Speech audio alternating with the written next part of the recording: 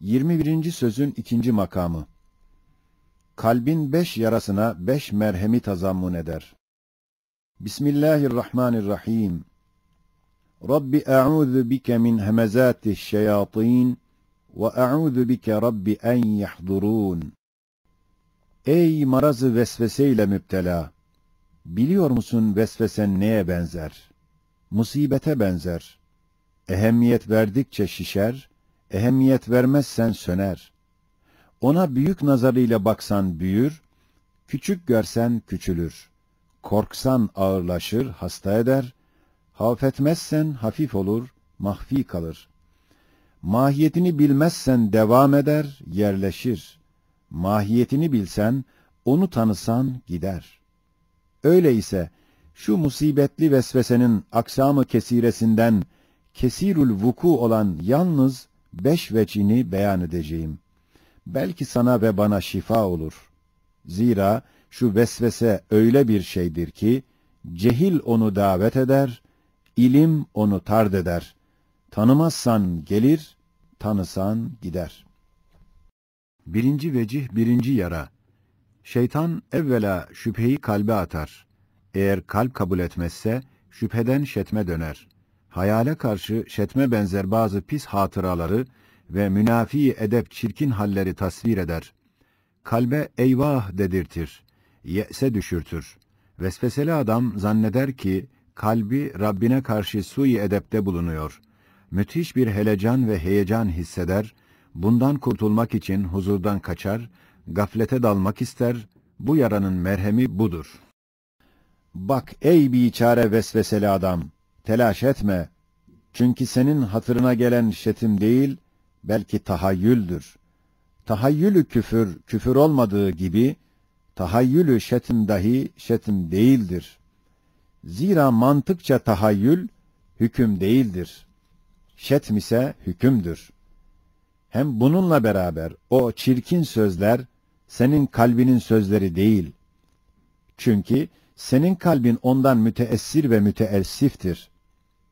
Belki kalbe yakın olan lümme-i şeytaniden geliyor. Vesvesenin zararı, tevehhüm-ü zarardır. Yani onu zararlı tevehhüm etmekle, kalben mutazarrır olmaktır. Çünkü hükümsüz bir tahayyülü, hakikat tevehhüm eder. Hem şeytanın işini kendi kalbine mal eder, onun sözünü ondan zanneder. Zarar anlar, zarara düşer. Zaten şeytanın da istediği odur. 2. vecih budur ki, manalar kalpten çıktıkları vakit, suretlerden çıplak olarak hayale girerler, oradan suretleri giyerler. Hayal ise, her vakit bir sebep tahtında bir nevi suretleri nesceder. Ehemmiyet verdiği şeyin suretlerini yol üstünde bırakır.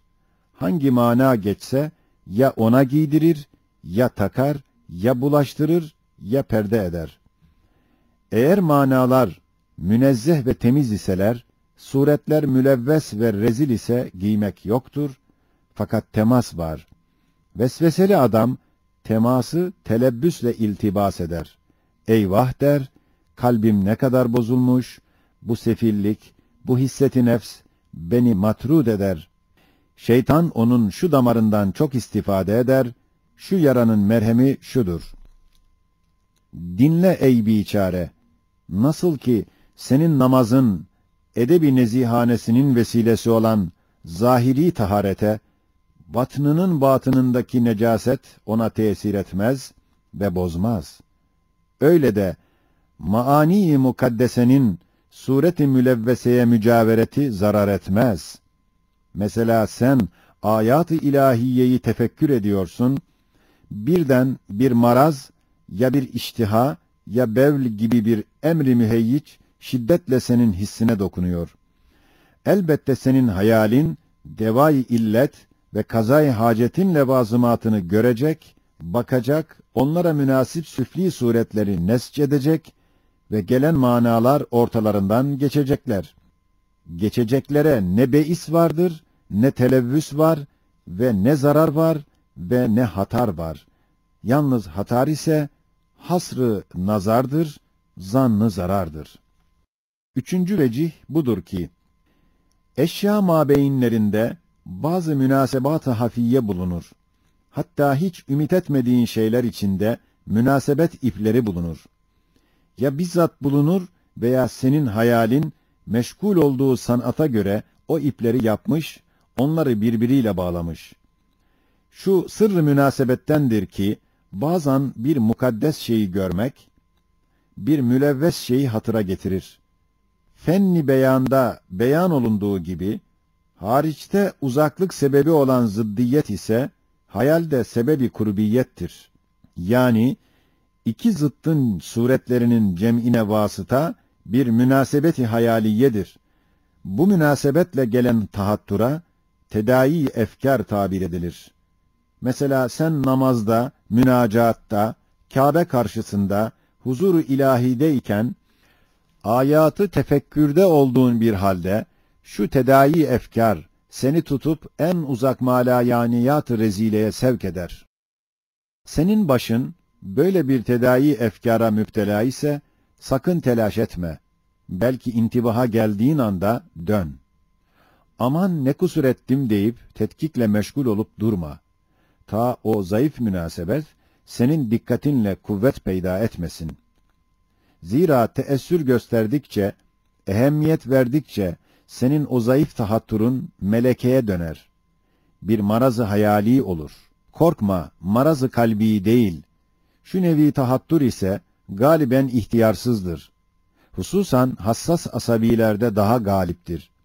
Şeytan, şu nevi vesvesenin madenini çok işlettirir. Şu yaranın merhemi şudur ki, tedai efkar, galiben ihtiyarsızdır. Onda mesuliyet yoktur. Hem tedaide, mücaveret var, temas ve ihtilat yoktur. Onun için efkarın keyfiyetleri birbirine sirayet etmez, birbirine zarar vermez. Nasıl ki, şeytan ile melek-i ilham, kalp taraflarında mücaveretleri var ve füccar ve ebrarın karabetleri ve bir meskende durmaları zarar vermez, öyle de, tedai efkar saikası ile istemediğin pis hayalat, gelip nezih efkarın içine girse zarar vermez. Meğer kasten olsa veya zarar zannıyla onunla ziyade meşgul olsa, hem bazen kalp yoruluyor, fikir kendini eğlendirmek için rastgele bir şeyle meşgul olur, şeytan fırsat bulur, pis şeyleri önüne serpiyor, sürüyor. Dördüncü vecih, amelin en iyi suretini taharriden neş'et eden bir vesvesedir ki, takva zannıyla teşeddüd ettikçe, hal ona şiddetlenir. Hatta bir dereceye varır ki, o adam amelin daha evlasını ararken, harama düşer. Bazen bir sünnetin araması, bir vacibi terk ettiriyor. Acaba amelim sahih oldu mu der, iade eder. Bu hal devam eder, gayet ye'se düşer. Şeytan şu halinden istifade eder, onu yaralar. Şu yaranın iki merhemi var. Birinci merhem. Bu gibi vesvese, ehli itizale layıktır. Çünkü onlar derler, medarı teklif olan ef'al ve eşya, kendi zatında, ahiret itibariyle ya hüsnü var, sonra o hüsne binaen emredilmiş veya kubhu var, sonra ona binaen nehyedilmiş. Demek eşyada ahiret ve hakikat noktayı nazarında olan hüsn ve kubuh zatidir, emir ve nehy ilahi ona tabidir. Bu mezhebe göre insan her işlediği amelde şöyle bir vesvese gelir. Acaba amelim nefsül emirdeki güzel surette yapılmış mıdır? Ama mezhebi hak olan ehli sünnet ve cemaat derler ki, Cenab-ı Hak bir şeye emreder, sonra hasen olur. Nehyeder, sonra kabih olur. Demek emir ile güzellik, nehi ile çirkinlik tahakkuk eder. Hüsn ve kubuh, mükellefin ıttılağına bakar ve ona göre takarrur eder. Şu hüsn ve kubuh ise, suri ve dünyaya bakan yüzünde değil, belki ahirete bakan yüzdedir. Mesela, sen namaz kıldın veya abdest aldın. Halbuki namazını ve abdestini fesada verecek bir sebep, nefsül emirde varmış. Lakin sen ona hiç muttali olmadın. Senin namazın ve abdestin hem sahihtir, hem hasendir. Mutezile der, hakikatte kabih ve fasittir, lakin senden kabul edilir. Çünkü cehlin var, bilmedin ve özrün var. Öyleyse ehli sünnet mezhebine göre zahiri şeriata muvafık olarak işlediğin ameline acaba sahih olmuş mu deyip vesvese etme. Fakat kabul olmuş mu de, gururlanma, ucbe girme. İkinci merhem, dinde haraç yoktur. La harace fid din. Madem dört mezhep haktır, madem istiğfare müncer olan derki kusur ise, gurura müncer olan hüsnü amelin rü'yetine, böyle vesveseli adama müreccahtır.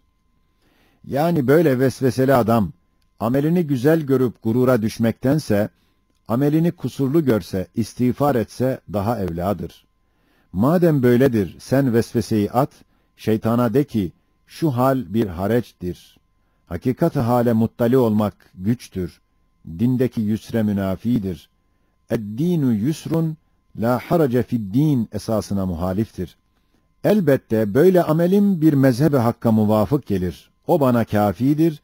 Hem la akal ben aczimi itiraf ederek, ibadeti layık veçile eda edemediğimden, istiğfar ve tazarru ile merhamet-i ilahiyeye dehalet edip, kusurum affolunmak, kusurlu amelim kabul olunmak için mütezellilane bir niyaza vesiledir.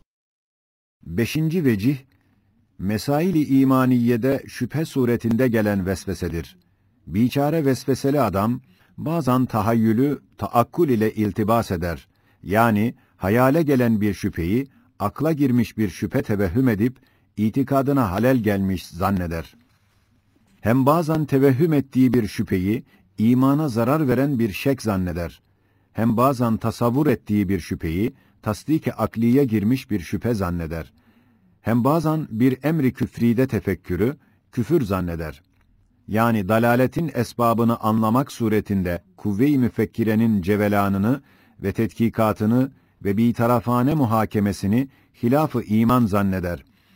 İşte telkinat-ı şeytaniyenin eseri olan şu zanlardan ürkerek, eyvah kalbim bozulmuş, itikadıma halel gelmiş der, o haller galiben ihtiyarsız olduğundan, cüz-i ihtiyarisiyle ıslah edemediğinden ye'se düşer, bu yaranın merhemi şudur ki, tahayyülü küfür, küfür olmadığı gibi, tevehhümü küfür dahi küfür değildir. Tasavvuru dalalet, dalalet olmadığı gibi, tefekkürü dalalet dahi dalalet değildir. Çünkü hem tahayyül, hem tevehhüm, hem tasavvur, hem tefekkür, tasdik-i akliden ve izan-ı kalbiden ayrıdırlar, başkadırlar. Onlar bir derece serbesttirler. Cüz-i ihtiyariyeyi pek dinlemiyorlar. Teklifi dini altına çok giremiyorlar. Tasdik ve izan öyle değiller. Bir mizana tabidirler. Hem tahayyül, tevehhüm, tasavvur, tefekkür, nasıl ki tasdik ve izan değiller, öyle de şüphe ve tereddüt sayılmazlar. Fakat eğer lüzumsuz tekrar ede ede müstakar bir hale gelse, o vakit hakiki bir nevi şüphe ondan tevellüt edebilir. Hem bitarafane muhakeme namıyla veya insaf namına deyip, şıkkı muhalifi iltizam ede ede, ta öyle bir hale gelir ki, ihtiyarsız tarafı muhalifi iltizam eder. Ona vacip olan hakkın iltizamı kırılır, o da tehlikeye düşer. Hasmın veya şeytanın bir vekili fuzulisi olacak bir halet, zihninde takarrür eder. Şu nevi vesvesenin en mühimi budur ki, vesveseli adam, imkanı zati ile imkanı zihniyi birbiriyle iltibas eder. Yani, bir şeyi zatında mümkün görse, o şeyi zihnen dahi mümkün ve aklen meşkûk tevehhüm eder. Halbuki ilmi kelamın kaidelerindendir ki, imkanı zati ise, yakîn-i ilmiye münafi değil ve zaruret-i zihniyeye ziddiyeti yoktur. Mesela, şu dakikada Karadeniz'in yere batması zatında mümkündür ve o imkanı zati ile muhtemeldir. Halbuki yakînen, o denizin yerinde olduğunu hükmediyoruz, şüphesiz biliyoruz ve o ihtimali imkani ve o imkanı zati bize şek vermez, bir şüphe getirmez, yakînimizi bozmaz. Mesela şu güneş zatında mümkündür ki bugün gurub etmesin veya yarın tulû etmesin. Halbuki bu imkan yakînimize zarar vermez, şüphe getirmez. İşte bunun gibi mesela Hakaiki imaniyeden olan hayat-ı dünyeviyenin grubuna ve hayat-ı uhreviyenin tuluğuna imkanı zati cihetinde gelen vehimler yakîn-i imaniye zarar vermez. Hem la ibrete lil ihtimalil gayrin naşi an delilin, yani bir delilden neşet etmeyen bir ihtimalin hiç ehemmiyeti yoktur olan kaide-i meşhure hem usulü din hem usulü fıkhın kaide-i mukarreresindendir.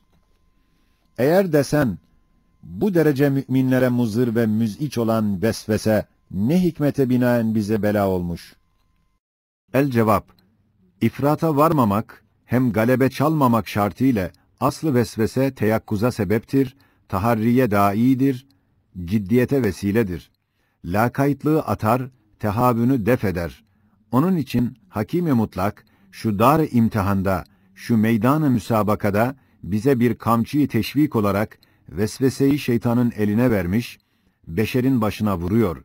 Şayet ziyade incitse, Hakim-i Rahim'e şekva etmeli, "Eûzu billahi mineşşeytanirracîm" demeli.